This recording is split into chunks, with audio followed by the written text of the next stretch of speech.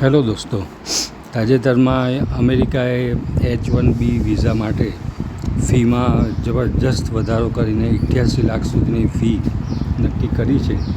તો એના પગલે ચીને બહુ બુદ્ધિશાળી સ્ટેપ લીધું છે. નવા વિઝા જાહેર કર્યા છે, નવા કે વિઝા, જે ઓક્ટોબર મહિનાથી અમલી બનશે.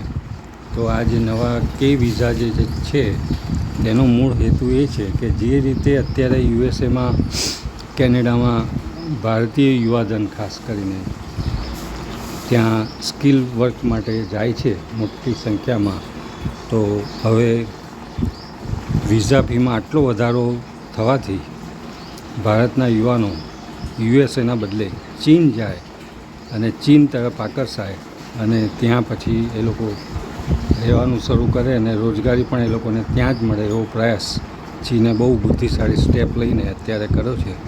તો આવનારું ભવિષ્ય કહેશે કે ક્યાં જવું, યુએસએ જવું કે ચીન જવું, એ વિકલ્પ યુવાનોએ હવે પસંદ કરવાનો રહેશે.